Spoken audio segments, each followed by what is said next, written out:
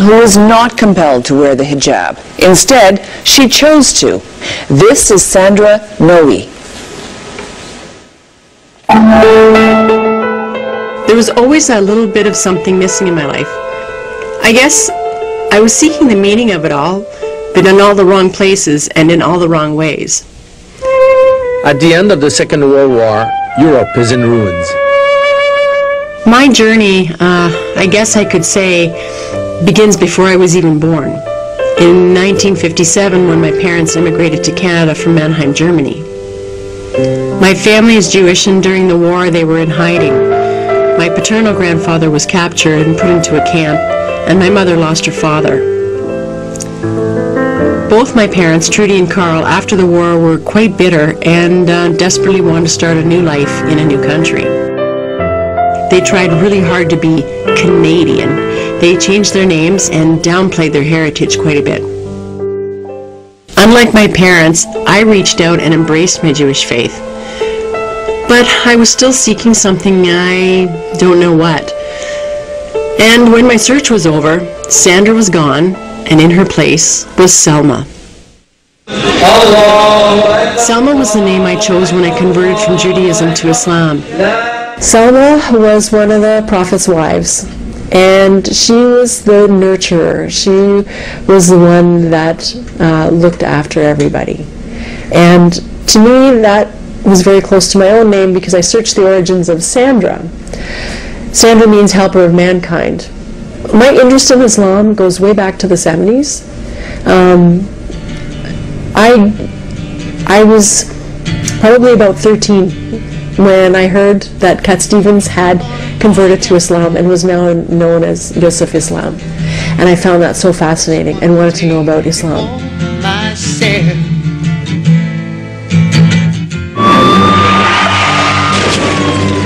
2001, I was hit by a drunk driver and had to learn to walk again. And as my car was flying through the air, I was totally awake, thinking, okay, is this how I'm going to die? At the time that the accident happened, I was in a position in my life where I really didn't know what I wanted to do with the rest of my life. I would say that the biggest turning point was my mother's illness with cancer and her death in 2005. And that really solidified my move towards Islam.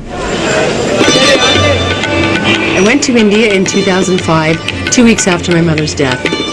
It was the month of Ramadan when I got there.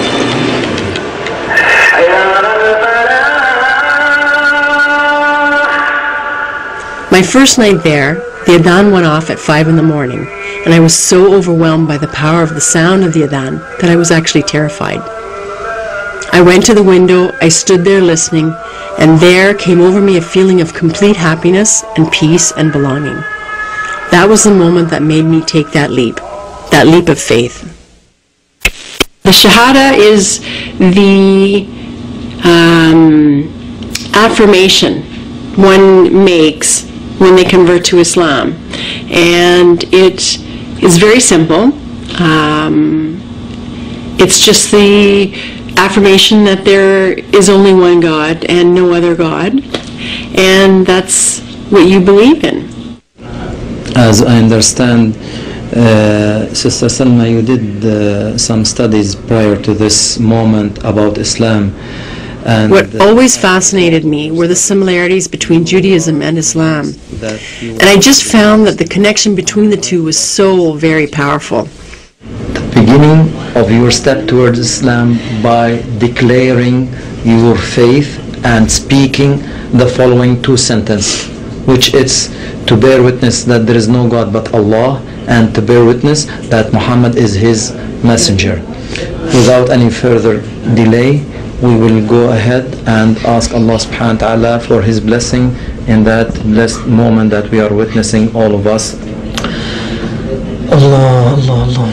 Ashhadu an la ilaha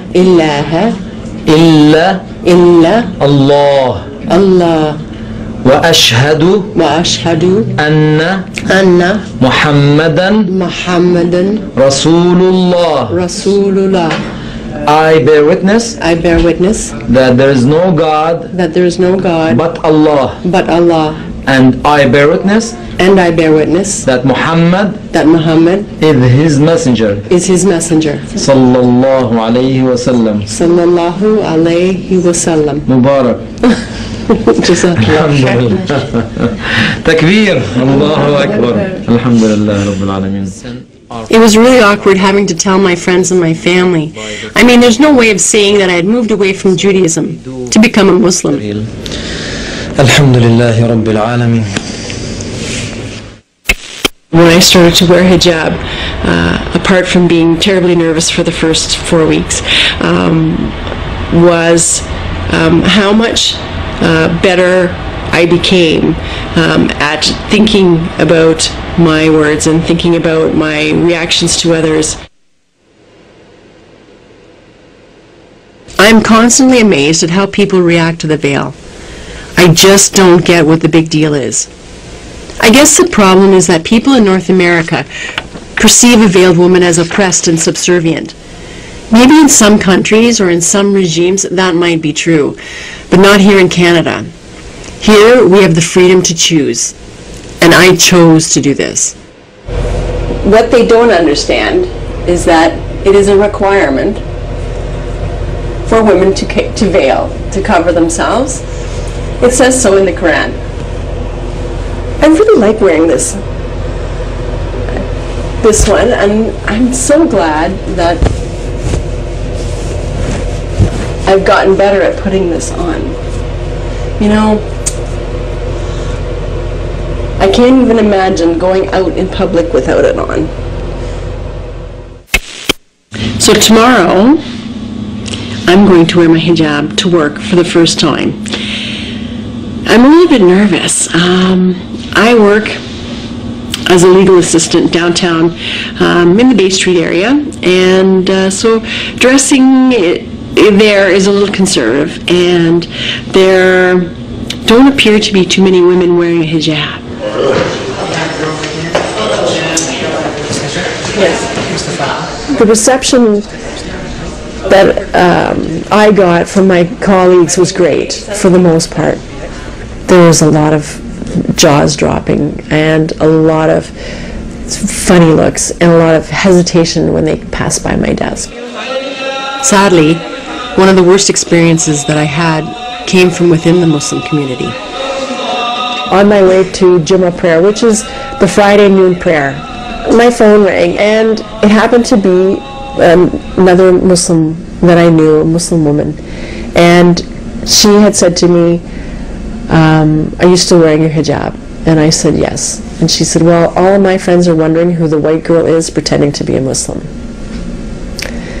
And that kind of broke my heart, because I wasn't pretending. It wasn't a fashion statement.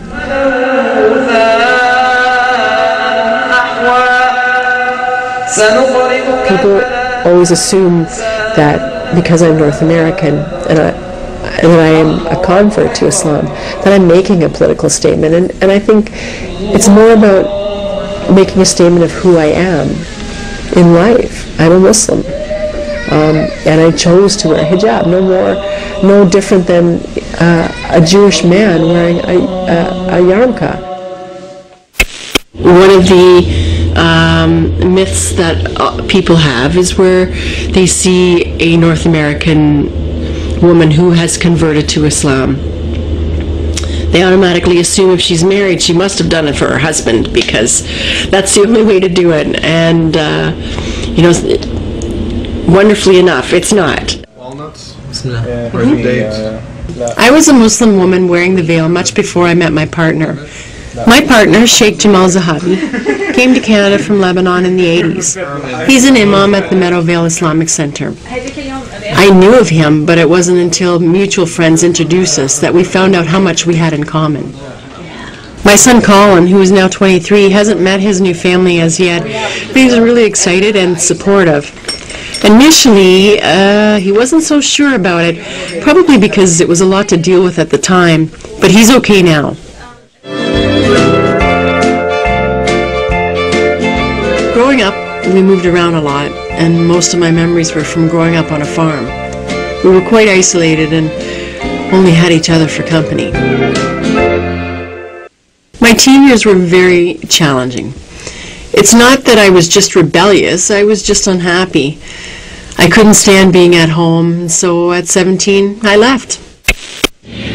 My father hasn't seen me with a hijab, and my father hasn't met my husband yet. So we are going as a family, and I'm a little bit nervous. I'm not sure what my dad's going to say. I'm not sure how he's going to react. What do you think? Do you think he's nervous? At the time of the discovery of my mother's illness, my father and I were not close. We never really had